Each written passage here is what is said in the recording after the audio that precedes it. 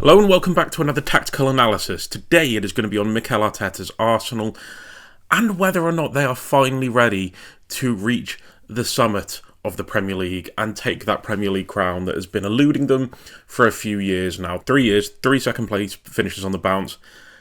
And I think it has to be this year, purely for two reasons. One, I think they've got the best squad in the league. I think in terms of balance, in terms of the quality in every area of the pitch, you could argue there's certain teams that have better areas of the pitch, but I think in terms of a complete squad, you can't argue with the depth that Arsenal have. Two, I think it, obviously early days, it's only 7 games in, there's still 30 plus games to go in the Premier League season, but it feels like there's an opening for a team like this Arsenal team to go and win that league. Liverpool look weak, I think it's fair to say. Defensively, they look beatable. City still feels like they're missing something in order to go and challenge, and then you have the likes of Chelsea, Spurs, United, which I just don't think anyone could really conceivably see win a Premier League. Arsenal have been building up to a point. What more of an opportunity do they need than this one right now?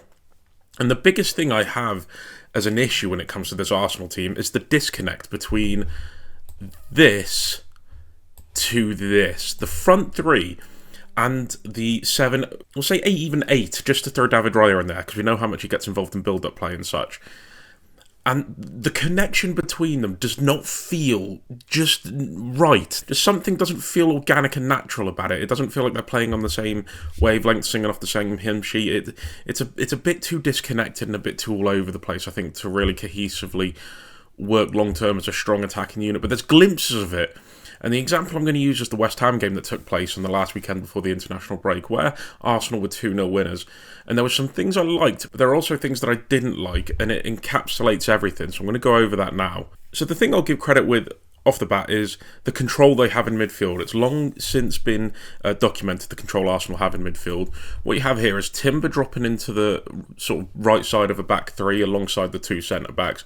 You have Declan Rice here as the holding midfielder. And there's Odegaard and there's Eze. But what you have connecting them all is Calafiori, the left back, who has a great deal of freedom to get involved in play, form a midfield box, form a midfield diamond, just add to the control that Arsenal have, and it leaves for great rotation and great positional play, as I'll show when I move it on here.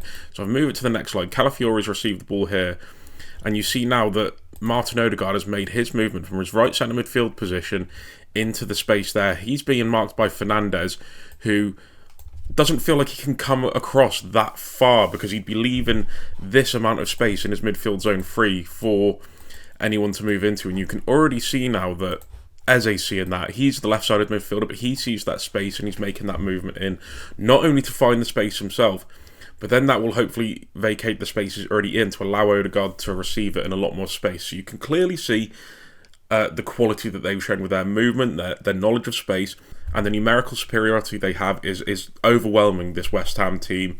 So they've gained control. They're winning the midfield battle. Brilliant. And that's step one. That's what you want to see. And they've got the foundation of the 3 at the back that are technically secure to offer a great base to play out through and also protect against any counter-attack. So rest defence, they're set up. It's structurally very sound. You can't argue with that. And this is sort of where I mean about the disconnect between that build-up 7 and the front 3. So Odegaard's received the ball, he's turned and he's in space, and he's eyeing the pass.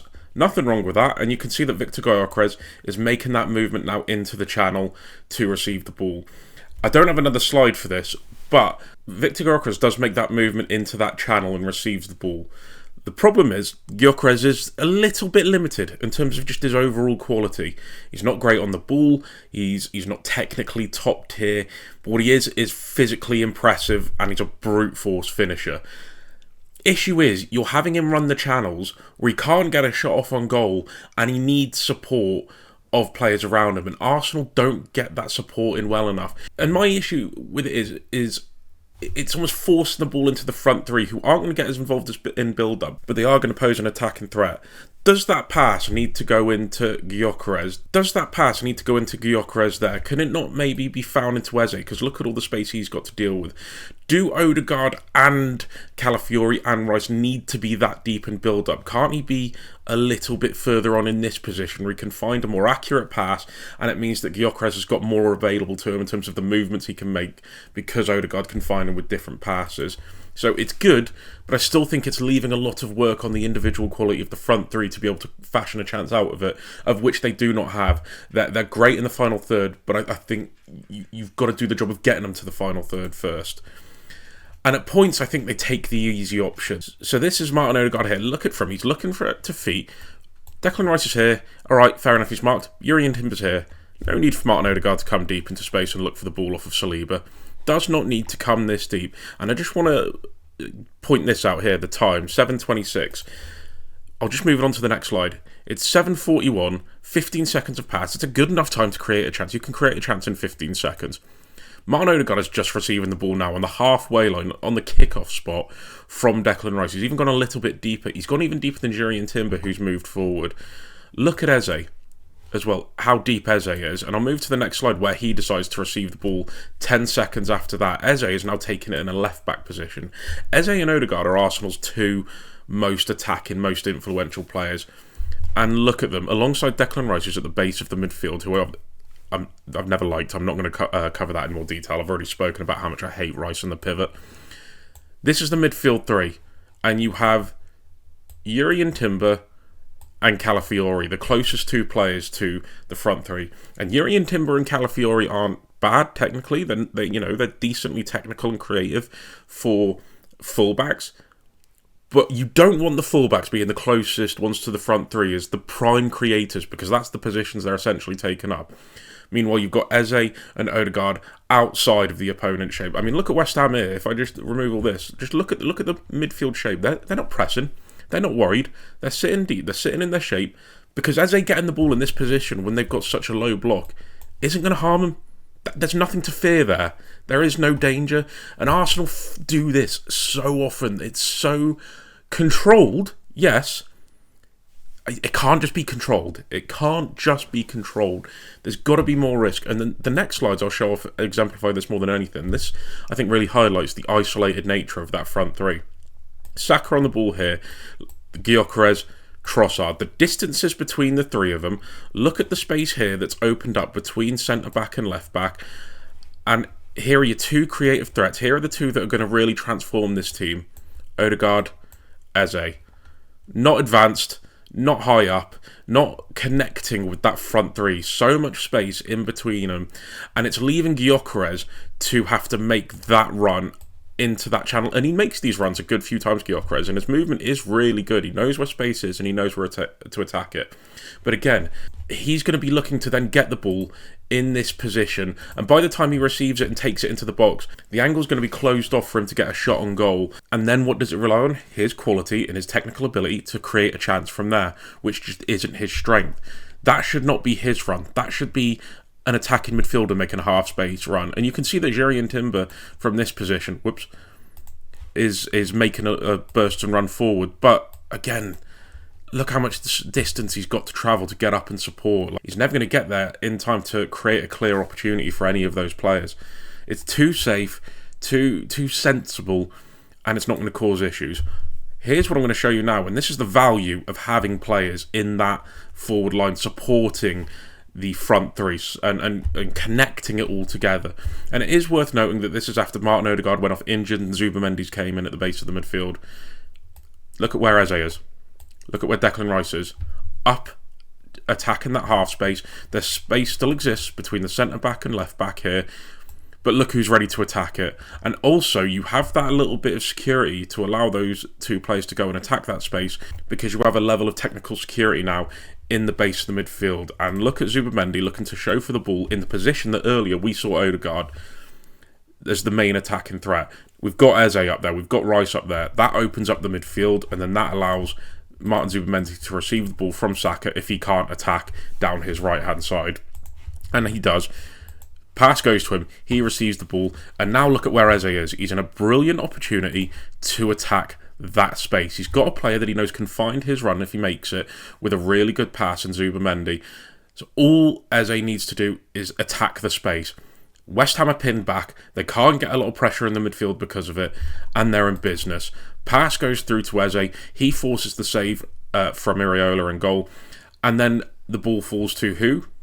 Declan Rice, because of his advanced position now, he's in the box ready to receive anything that comes his way. Doesn't have to be a shot, it could have been a cross, it could have been a pullback, and he's in a really good position because of his initial advanced positioning, getting close, getting up towards his front three, so that if, say, Eze had taken that shot, or if the pass had gone through to Gyökeres, who makes the run he should do, he's in the centre of the goal, he's attacking the centre of the box, Gyökeres is doing everything right in terms of a centre forward.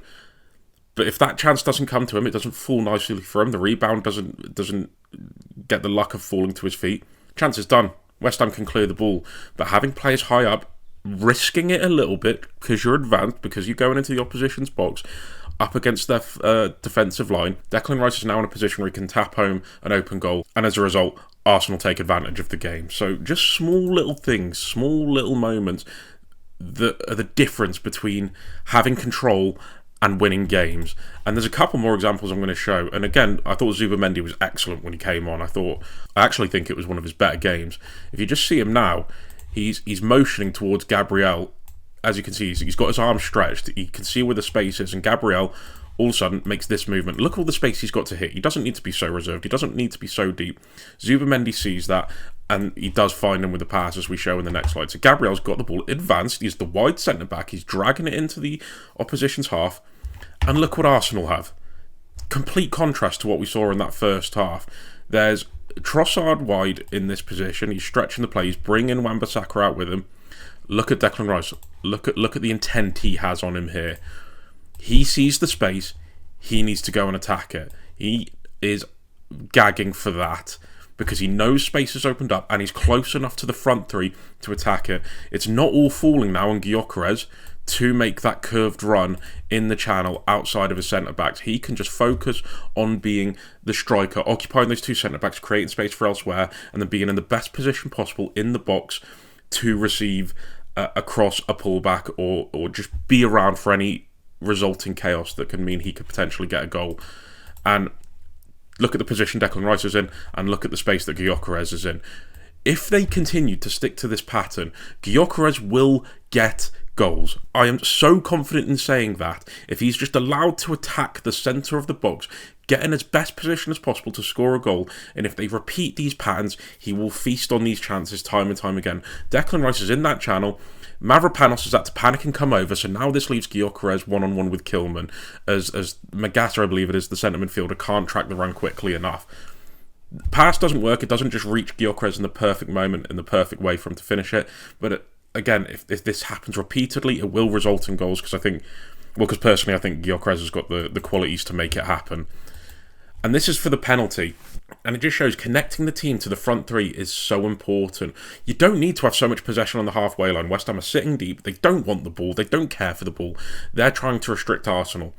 So push them high, push them deep, and get in and around them, and get as many players close to that box as possible. And so look, you've got the front three, as I mentioned before, Trossard, Gyökeres, and then Saka's received it out wide. But then look who else is near. You've got Declan Rice close up. You've got Eze even further than Gyökeres by a yard or two. You've got Timber, who's moved high now. 3 attacking midfielders. And with Saka on the ball, alright, maybe doesn't feel like he can play inside. Strong technical base of Zubamendi looking to receive the ball.